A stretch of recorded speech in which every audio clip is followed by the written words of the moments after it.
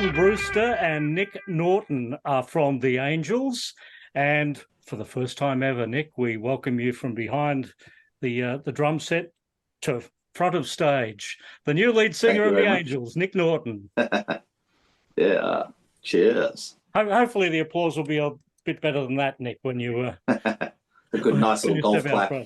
Yeah, you've actually done a few shows, haven't you? I've done some fill-in shows going way back to 2008 even.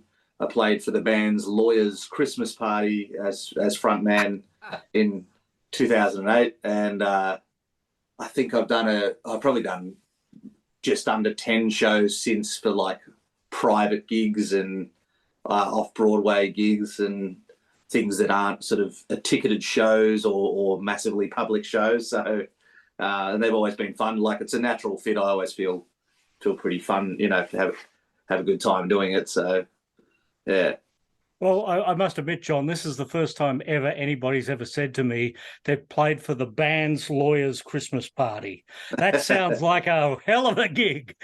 That's right. And I wasn't there because I was in hospital recovering from a quintuple bypass. So I think my son Harry played in my place, and right.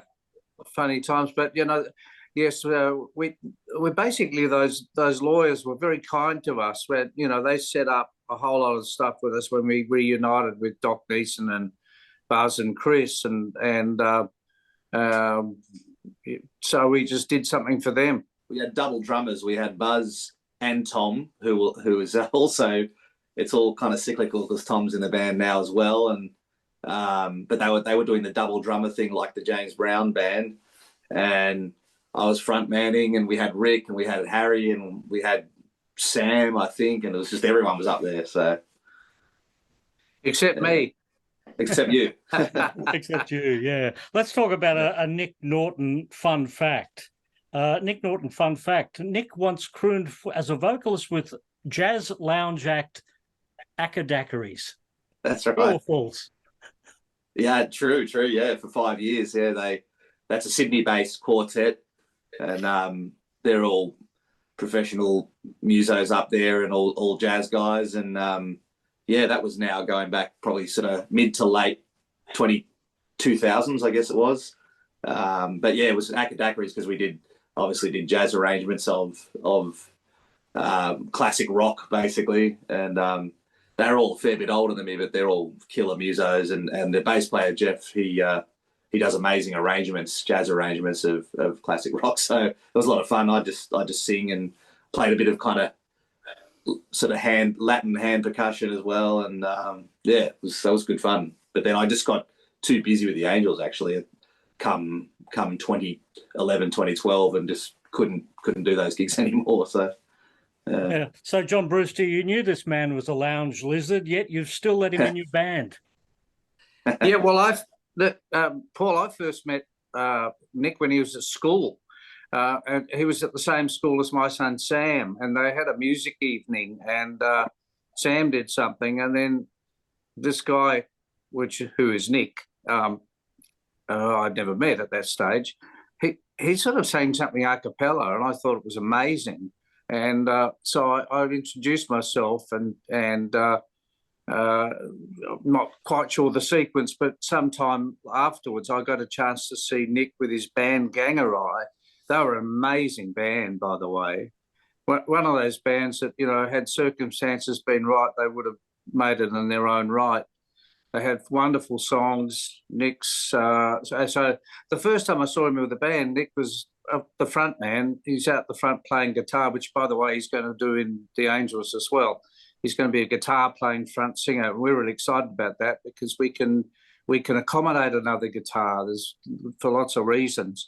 But anyway, when I saw Nick with Gangarai, I was just completely blown away with the charisma, his vocals, and then basically. I got him signed up. When I say I got him, I mean, he got signed up by Harry Vander, and Harry was building new studios. And anyway, long story short, it took so long for Harry to get these studios built that by the time they were built, the band was virtually breaking up. and so I was walking through the studio at one stage, Harry Vander's studio, and Nick was on a set of drums.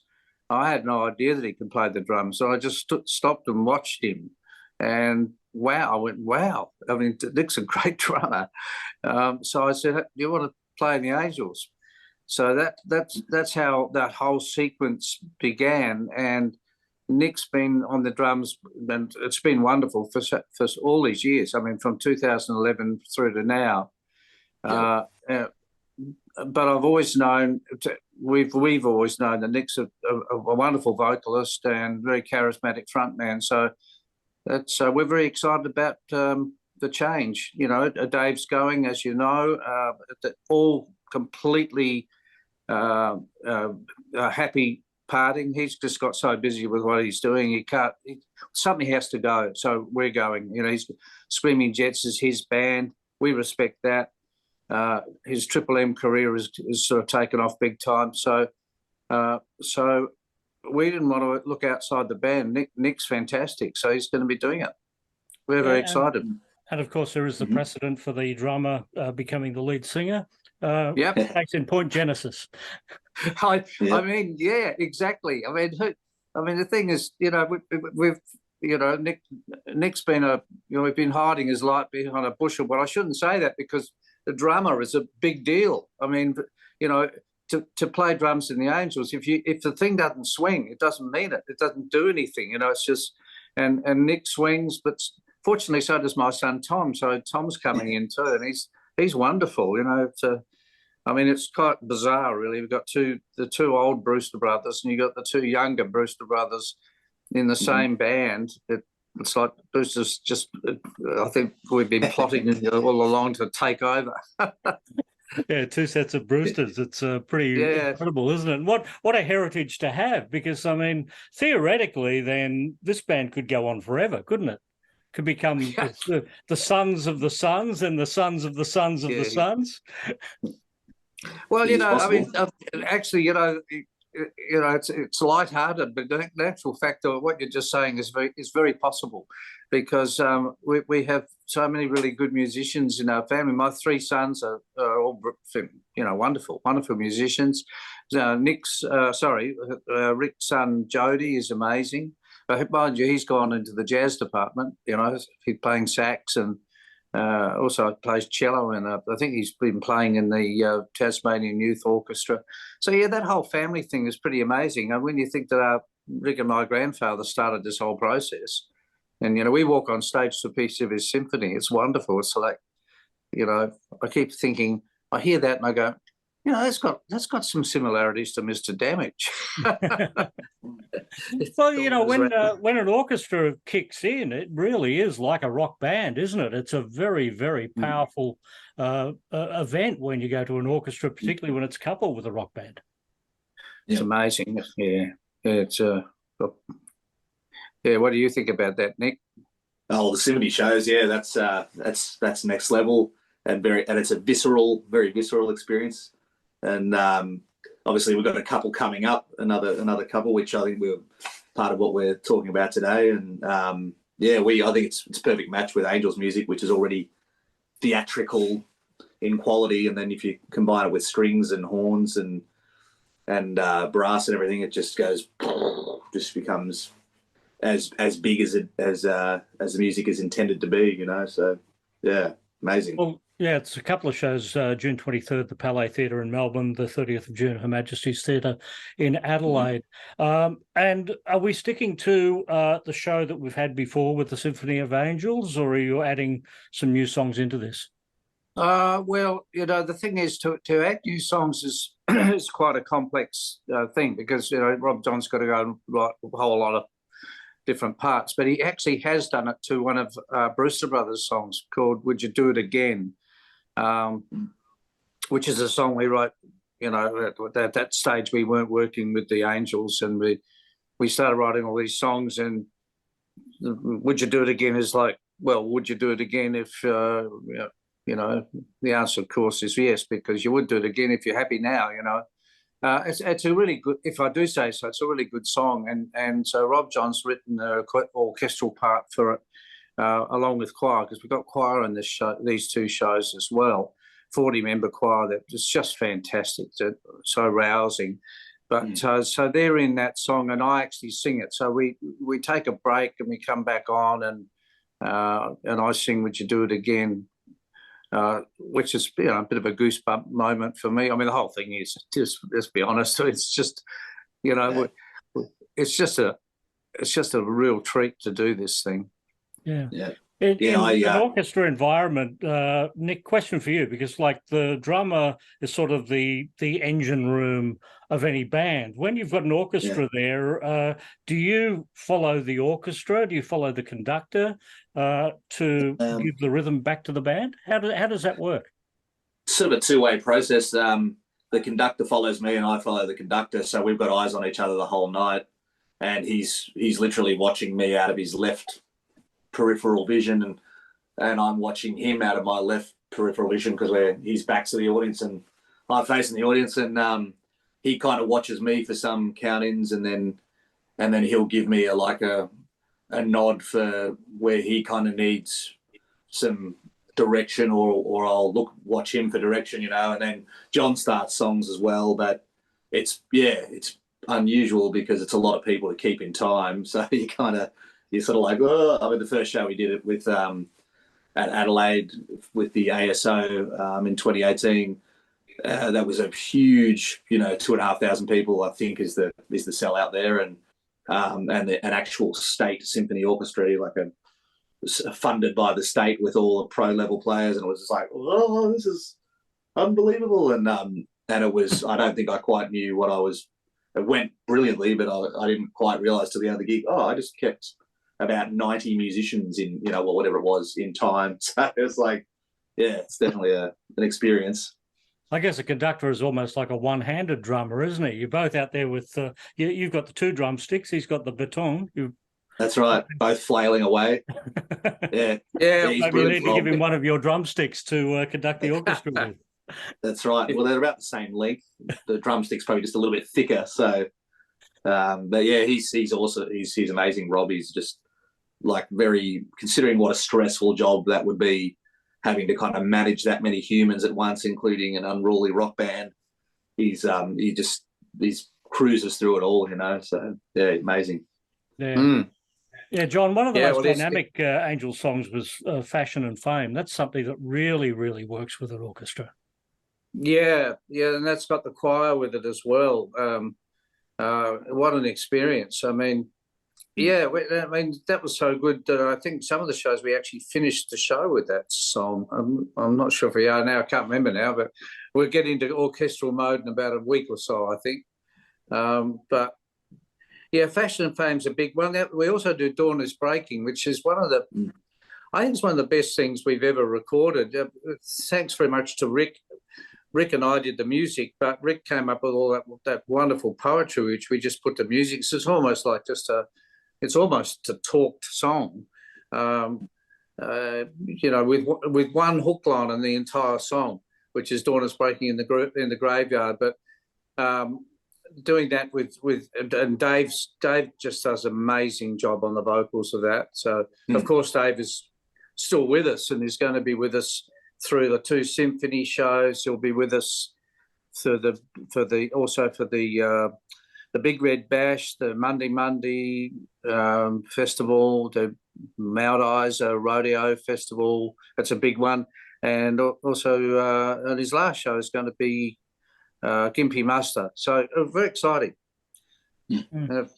When you pop in as lead singer, Nick, are there different songs that suit you better that the band may have not done in the past that is going to be tried out when you're the man out front? Well, we've started doing a few more in this last tour with Dave of the sort of late 80s, early 90s period, which we haven't dipped our foot into that much, which is sort of the Beyond Salvation album era and the Howling era. So they would suit me, but then the old classics from the sort of seminal early albums like Face to Face, No Exit and Dark Room, they're kind of, we play a lot of that stuff, and that's my territory anyway, and I'll just kind of do whatever we decide to do as a band. But there's never any shortage of like unbelievably good music to sort of. That's the biggest problem the Angels have is choosing from a 50-year catalogue, you know, of great songs, and there's 20 of those songs are kind of rock radio staples, like commercial rock radio that are famous songs, and then another 20 are kind of famous album tracks, and then there's another 20 songs that are, you know, amazing album tracks that everyone talks about as well. So it's kind of like there's no. So which ones? How do we cram? We're going to do 2 50-minute sets or 2 hour-long sets in a show. How the hell do we find the right selection? You know, so yeah, that'll be the only challenge I'll have is choosing the right songs. Yeah, John, 50 years is a remarkable thing, and you would, without a doubt, be one of the longest running Australian bands ever. Over that time, you know, the Seekers, I think, laid claim to being the longest running Australian band with the original members over a 50-year period. But of course, they've broken up for 25 years of those 50 years in the middle of that. This really is a remarkable achievement. Is there actually a date for the 50th? Well, we started the band, I think, at around about March or April 1974, when we decided that the Moonshine Jug and String Band, whilst we loved it and would still do, still love everything about the Moonshine Jug and String Band. It was actually a very successful band in Adelaide. We're pulling huge crowds, but we started writing songs, and we realised that, look, you know, it doesn't work for a jug band. So I reckon we started very unsuccessfully in about March or April 1974. We supported Cheech and Chong. It was the first gig we were offered, and they wanted the jug band. And we said, oh, no, we're the Keystone Angels now. And so we did the Thebarton Theatre with Cheech and Chong. Of course, you know, that's the dope smoking thing. And the audience absolutely hated us. They threw minties at us. That's all right. So we got wrapped up. You could use them again. Well, the minties were nice anyway, but yeah, we got off to a bad start. But then we just got into my old E8 Holden station wagon and started just driving around Australia and in that car and for like 4 years, just doing gigs wherever we could get them. And so, you know, the thing is, I think one of the things we can be really proud of in the Angels is that we've always cared so much about live in front of audiences. That's how we learned to do it. That's how we learned to write better songs, because you write a song and you put it on stage, and if you got a blank response, then you just go and write another song. So, yeah, the entertainment factor was always a big thing for us. And then, of course, we signed with Harry Vander and George Young, thanks to the guys in AC/DC, notably Malcolm Young and Bon Scott. I think they were the two that approached Vander and Young. And again, we learnt that through them of the significance of entertainment. You know, George Young was behind a whole lot of stuff. You know, I don't think Angus would have worn that schoolboy uniform without George Young having some input into that. You know, it's entertainment. So that was always a big deal with us. You know, Doc was a great example of that. Dave Gleason's been a great example of that, and will always be. I think I say in a press release, you know, he will always be a much-loved member of the Angels family. And it's a pretty big family when you think about, you know, you start talking about Jim Hilburn and Brent Eccles and Bob Spencer and all that, who are still around with us. And, of course, 2 people have died, and been Doc and Chris Bailey. And, you know, they're all part of the family too. And we love everybody. We really do. Right back to Charlie King, our very, very first drummer.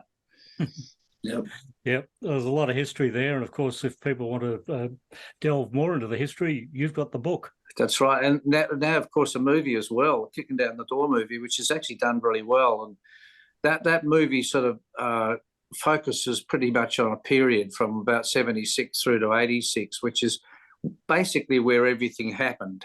You know, that's where the band, you know, the band took off in 78 when we did the Face to Face album, And then I left the band in 86, so that was a pretty significant split up of two brothers. The movie deals with all of that, but there's quite a bit of emotion involved in that movie. And yeah, we're really proud of it. We think it's turned out great.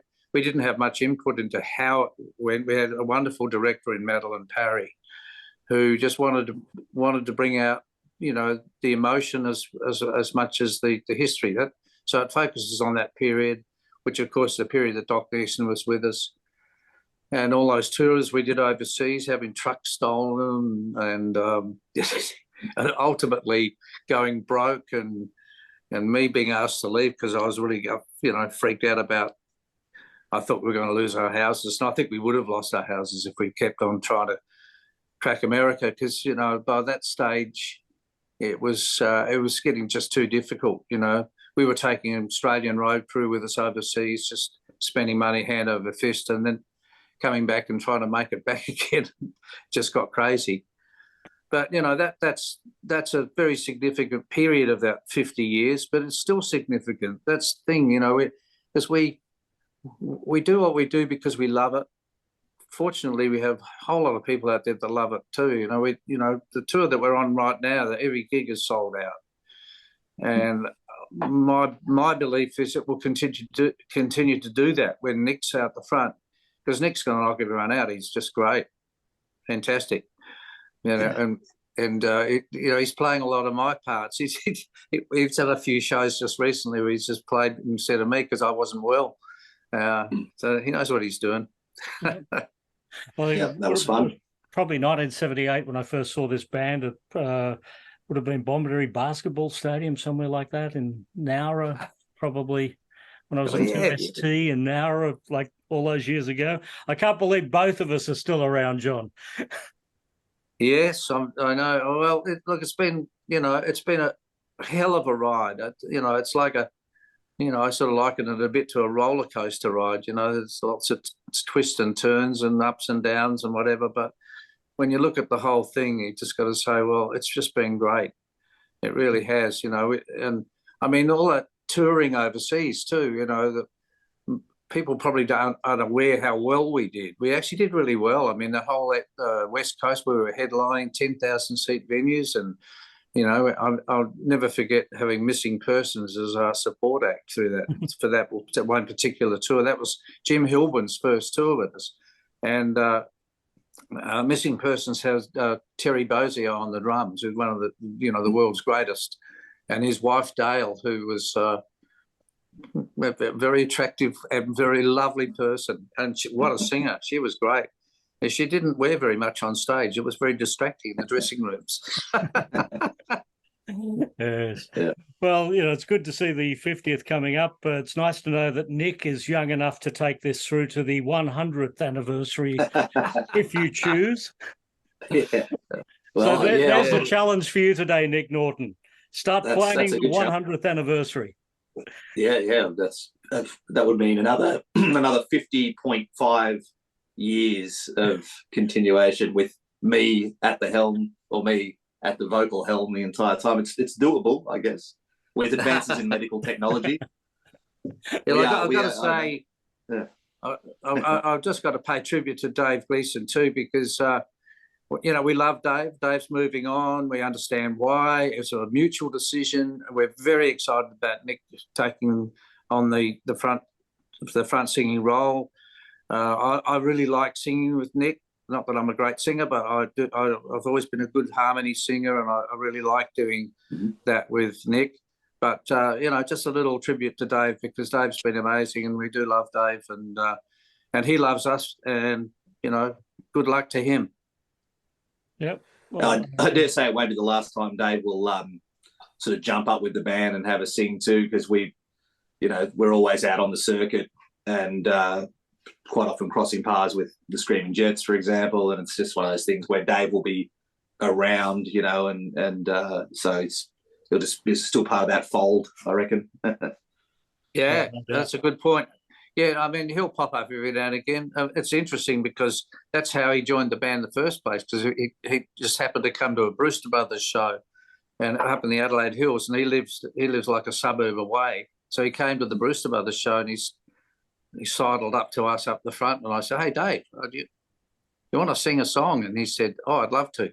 I said, do you know any Angels songs? And he said, I know them all.